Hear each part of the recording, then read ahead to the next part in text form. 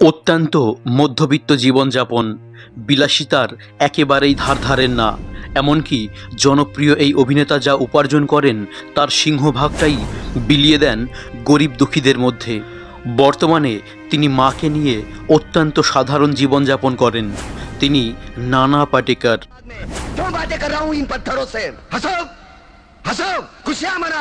क्रांति की राह पर एक और कुत्ते की मौत मरने जा रहा है, कल कोई और मरेगा। বলিউডে অভিনয়ের জন্য তিনি যতটা জনপ্রিয় তার চেয়ে অনেক গুণ বেশি লোকপ্রিয় তার ওই উদার মনোভাবের জন্য।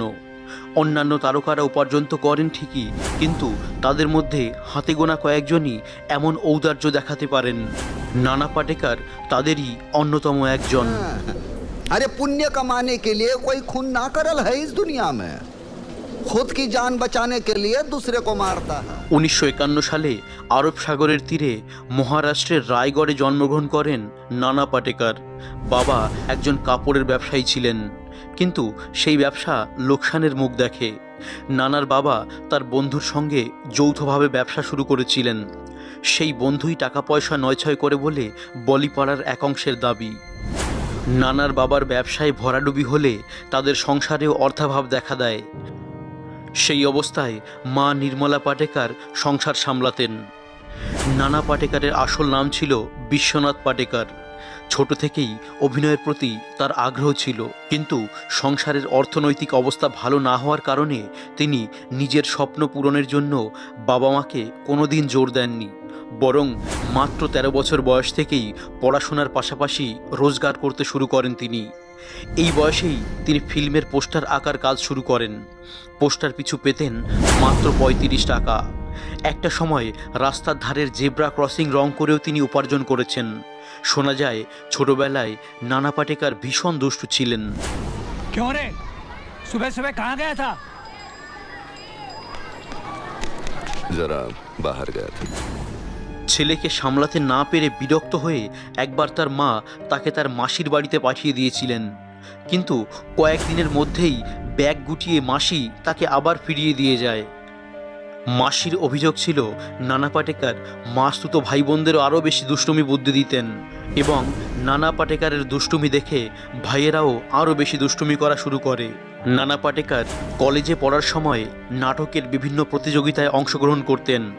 তারপর বেশ কিছু বিজ্ঞাপন এজেন্সির সঙ্গেও তিনি কাজ করেছিলেন। बाप को भेज, तेरे बस की बात नहीं। लोगों की कड़क जुबान, विक्रम लायन कड़क चाल। এক সময় নানা পাটেকর প্রকাশ্যে আগ্নেয়াস্ত্র নিয়ে ঘোরাঘুরি করলেও মুম্বাই পুলিশ তাকে কিন্তু কিছুই বলতো না। কেন জানেন? জানাবো ভিডিওর পরবর্তী অংশে। সেনাবাহিনীর অংশ না হওয়া সত্ত্বেও তিনি কার্গিল যুদ্ধে অংশগ্রহণ করেছিলেন ভারতের হয়ে পাকিস্তানের বিপক্ষে। কিভাবে জানেন? জানাবো আজকের ভিডিওতে। ভিডিওটি শুরু করার আগে আপনার কাছে একটাই অনুরোধ, ভিডিওটিকে একটি লাইক করে চ্যানেলটিকে সাবস্ক্রাইব করে নিন, কারণ আপনার একটি লাইক এবং একটি কমেন্ট আমাদের অনেক বেশি উদ্বুদ্ধ করে এই রকম ভালো ভালো ভিডিও আপনাদের সামনে তুলে ধরার জন্য। নানা পাটেকর তার অভিনয় জীবনে শত শত কোটি কোটি টাকা কামালেও তিনি বর্তমানে কেন থাকেন এক কামরার ছোট্ট একটি ঘরে? কি করেছেন তিনি সেই সম্পত্তির? জানাবো আজকের ভিডিওতে। এছাড়াও আপনাদের জানাবো নানা পাটেকরের জীবনের নানা অজানা সব তথ্য, যা আপনারা এর আগে কখনোই শোনেননি। তাই নানা পাটেকরের জীবনের সম্পূর্ণ তথ্য জানতে ভিডিওটিকে শেষ পর্যন্ত দেখুন। मैं कुछ गलत कह रहा हूँ तो कह दे। तुम बहुत अच्छे हो, तुम बहुत अच्छे हो, मुझे भी अच्छा बनना है। বিগত 3 দশক ধরে বলিউড তার নানা ধরনের অভিনয় দেখে এসেছে। কখনো তিনি তার অভিনয়ে মানুষকে হাসিয়েছেন, কখনো বা কাঁদিয়েছেন, কখনো বা ভাবতে বাধ্য করেছেন আমাদের দৈনন্দিন অনেক অবহেলিত বিষয় নিয়ে। তবে অন স্ক্রিন হোক বা অফ স্ক্রিন তিনি আলাদাই। ইদানিংকালে বলিউডে তার উপস্থিতি অনিয়মিত, কিন্তু দেশের অসংখ্য আমজনতার পাশে তিনি রয়েছেন বিগত প্রায় 30-40 বছর ধরেই। জানেন, বিগত 30 বছর ধরে প্রতি মাসে নিজের উপার্জনের 90% মহারাষ্ট্রের গরিব মানুষদের দান করে চলেছেন নানা পাটেকর। পোশাক থেকে বাসস্থান, তার জীবনযাত্রায় বিলাসিতার লেশ মাত্র নেই। যাকে বলে একেবারে নিপাট সাদামাঠা জীবনযাপন। মুম্বাইয়ের একটা সাধারণ ছোট্ট অ্যাপার্টমেন্টে নিজের মায়ের সঙ্গে বর্তমানে থাকেন তিনি, যার বেডরুমের সংখ্যা মাত্র একটি। মহারাষ্ট্র যে সময় খবরের কবলে পড়ে এবং একের পর এক কৃষকের আত্মহত্যার খবর উঠে আসতে থাকে খবরের শিরোনামে, তখনও সাহায্যের হাত বাড়িয়ে দিয়েছিলেন নানা পাটেকর। মারাঠাওয়াড়ায় 112টি কৃষক পরিবারের সঙ্গে ব্যক্তিগতভাবে দেখা করে প্রত্যেকটি পরিবারের হাতে তুলে দেন 15,000 টাকা করে। শুধু মারাঠাওয়াড়াই নয়, নাগপুর, লাটুর, হিঙ্গোলি, বারওয়ানির মতো বিভিন্ন জায়গায় ঘুরে আরও 700টি কৃষক পরিবারের সঙ্গে দেখা করেন নানা পাটেকর। তাদের অর্থনৈতিক সংকট মেটাবার চেষ্টা করেন নিজের সামর্থ্য অনুযায়ী। যেসব কৃষক আত্মহত্যা করেছেন তাদের পরিবারের পাশে দাঁড়িয়ে তাদের স্বনির্ভর করে তুলতে বিভিন্নভাবে সাহায্যের হাত বাড়িয়ে দিয়েছিলেন তিনি। এসব কাজ দেখভালের জন্য তার একটা স্বেচ্ছাসেবী সংস্থা রয়েছে। এই সংস্থার মাধ্যমে এ যাবৎ 22 কোটি টাকারও বেশি কৃষকদের সাহায্য করেছেন তিনি। আজ সাফল্যের শিখরে পৌঁছেও কিন্তু তিনি বদলে যাননি, তিনি আজও সেই মাটির মানুষই আছেন। চলুন একটি ইন্টারেস্টিং ঘটনা বলি। বেআইনি আগ্নেয়াস্ত্র রাখার অপরাধে টাডা আইনে কারাদণ্ড হয় সঞ্জয় দত্তের। কিন্তু 1993 সালে মুম্বাই বিস্ফোরণ কাণ্ডের পরে আরও এক বলিউড তারকাও প্রকাশ্যে বন্দুক নিয়ে ঘুরতেন, কিন্তু মুম্বাই পুলিশ তাকে কিছুই বলেনি। তিনি নানা পাটেকর। চলুন জেনে নিই তার আসল কারণ। প্রথম থেকেই নানা পাটেকর মুম্বাই পুলিশের ঘনিষ্ঠ। যে স্কুল অফ আর্টসের ছাত্র, নানার আঁকার হাত ছিল বরাবরই ভালো। তিনি অনেক ছবি এঁকে অপরাধীদের ধরতে সাহায্য করেছেন মুম্বাই পুলিশকে। তার জীবনের এই দিকটি অনেকের কাছেই অজ্ঞাত। প্রহার ছবির জন্য বেলগাঁওয়ে কঠোর সেনা প্রশিক্ষণ নিয়েছিলেন তিনি। पहले कुछ दिनों की ट्रेनिंग दमखम मजबूत करने के लिए बीपीटी से शुरू होगी, उसके बाद बीओसी, यूसी। সেদিক থেকে তিনি টেরিটোরিয়াল আর্মির অংশ। এই টেরিটোরিয়াল আর্মি হলো যেখানে সাধারণ মানুষকেও প্রশিক্ষণ দেওয়া হয়। 1993 মুম্বাই বিস্ফোরণে প্রাণ হারিয়েছিলেন নানার এক ভাই। বিস্ফোরণ থেকে একটুর জন্য প্রাণে বাঁচেন নানার স্ত্রী। ফলে নানা জানিয়েছিলেন তিনি মুম্বাই পুলিশকে এর তদন্তে সব ধরনের সাহায্য করবেন। মুম্বাই পুলিশের নির্দেশেই তিনি আন্ডার কভার এজেন্ট হিসাবে কাজ করেছিলেন। সে সময় মুম্বাই এবং তৎসংলগ্ন এলাকায় নজরদারি চালাতেন নানা। শহরে কারা অশান্তির আগুন জ্বালানোর চেষ্টা করছে তার রিপোর্টও দিতেন পুলিশকে। প্রয়োজনে স্কেচ তৈরি করেও দিতেন সন্দেহভাজনদের। 1993 সালে মুম্বাইয়ে গোষ্ঠী সংঘর্ষের পরে যতবার দরকার হয়েছে মুম্বাই পুলিশের সাহায্য করেছেন নানা। কাজ করেছেন আন্ডার কভার এজেন্ট হিসাবে। মুম্বাই পুলিশের অনুমতিতে বন্দুক সঙ্গে নিয়েই ঘুরতেন নানা। যে আগ্নেয়াস্ত্র সঞ্জয় দত্তের কেরিয়ারকে খাদের মুখে ফেলেছে, সেই আগ্নেয়াস্ত্রই নানাকে অন্য পরিচয় দিয়েছে। বিভিন্ন ছবিতে নানার চরিত্রেও পুলিশ এবং সেনাবাহিনীর বিশেষ প্রভাব লক্ষ্য করা যায়। দর্শকদের কাছে ভাবমূর্তির সঙ্গে এই ধরনের চরিত্রগুলি মিলেমিশে একাকার হয়ে যায়।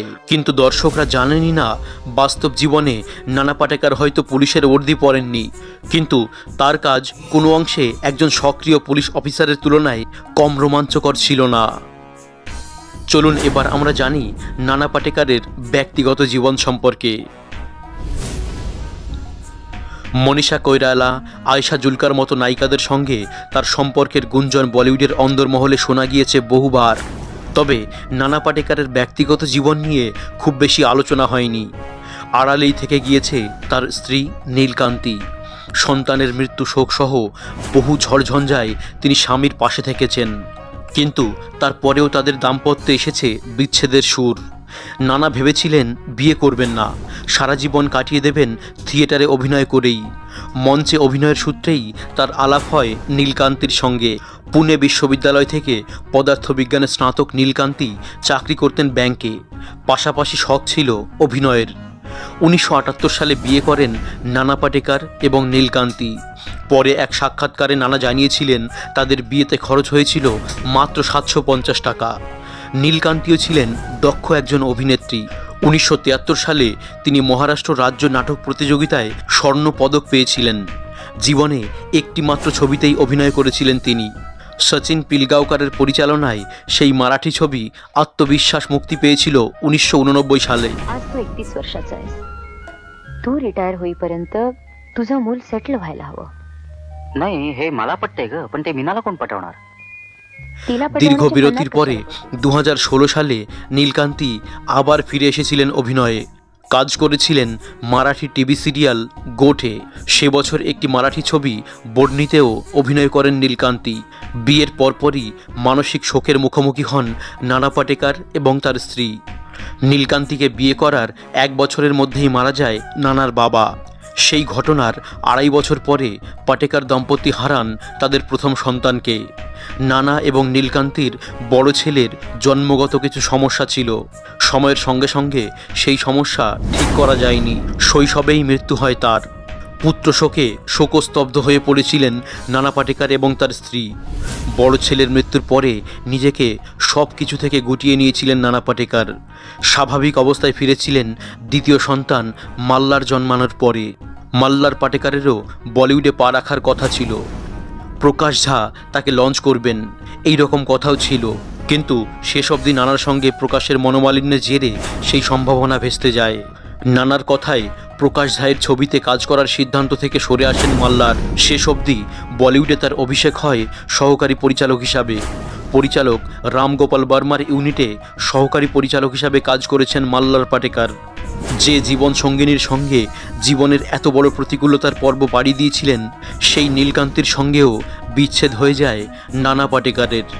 বিচ্ছেদের কারণ নিয়ে কোনোদিনও মুখ খোলেননি নানা বা নীলকান্তি। তবে শোনা যায় মনীষা কৈরালার সঙ্গে স্বামীর ঘনিষ্ঠতা মেনে নিতে পারেননি নীলকান্তি। নীলকান্তিকে কখনো ডিভোর্স করেননি নানা, তবে দীর্ঘদিন তারা আলাদা থাকেন। নানা পাটেকর সম্বন্ধে কোনোদিন বিরূপ মন্তব্য করতে শোনা যায়নি নীলকান্তির কণ্ঠে। তাদের মধ্যে সম্পর্ক এখনও সৌহার্দ্যমূলক। প্রচার বিমুখ নীলকান্তি কোনোদিনও নানা পাটেকরের স্ত্রী পরিচয় আটকে থাকতে চাননি। সম্প্রতি মারাঠি ভাষায় বেশ কিছু স্বল্প দৈর্ঘ্যের ছবিতেও প্রযোজক হিসাবে কাজ করেছেন তিনি। অভিনয়ের বাইরে আরও একটি পরিচয় আছে নীলকান্তির। তিনি একজন বিখ্যাত ভাস্কর। বিদেশের বহু প্রদর্শনীতে অংশ নিয়েছেন তিনি। এত কিছুর পরেও নানা পাটেকর মুম্বাইয়ের একটা 750 বর্গফুটের একটা 1 কামরার ফ্ল্যাটে তিনি নিজের মায়ের সঙ্গে থাকেন। অত্যন্ত সাদামাটা জীবন কাটান। তার এই ছোট্ট ফ্ল্যাটে প্রয়োজনীয় আসবাবপত্র ছাড়া আর কিছুই নেই। একটি সাক্ষাৎকারে নানা পাটেকর জানান, জীবন নিয়ে কোনো রকম ভুল ধারণা পোষণ করেন না তিনি। কোনো রকম কৃত্রিমতায় বিশ্বাসী নয় নানা পাটেকর। নানার দাবি জীবনের আসল সত্য বুঝে গেছেন তিনি। জীবনে চলার পথে কিছু নীতিও মেনে চলেন তিনি। নানা পাটেকর এও জানান যে তিনি মৃত্যুকে বিশ্বাস করেন, তাই জীবনের শেষ সত্য বোঝেন। নিজের শেষকৃত্য নিয়েও মন্তব্য করে গিয়েছেন এই অভিনেতা। তিনি বলেন, মৃত্যুর সময় 12 মণ ওজনের কাঠ লাগবে। শেষকালে এইটুকু সম্পত্তিই থাকবে আমার কাছে। সেই কাঠও আমি সংগ্রহ করে রেখেছি। কাঠের প্রকৃতি নিয়েও আলোচনা করেন নানা। অভিনেতা বলেন, আমার শেষকৃত্যের সময় যেন একেবারে শুকনো কাঠ ব্যবহার করা হয়। আমার এইটুকুই ইচ্ছা। আমার দেহ পোড়ানোর সময় ভুল করেও যেন ভেজা কাঠ ব্যবহার না হয়। অভিনেতার দাবি, ভেজা কাঠ দিয়ে দেহ পোড়ালে প্রচুর ধোঁয়া হবে। ধোঁয়ার কারণে অন্যের সমস্যা হবে। নানা জানান, তার শেষকৃত্যের সময় যারা সেখানে উপস্থিত থাকবেন তাদের চোখে ধোঁয়া লাগার ফলে জল পড়তে শুরু করবে।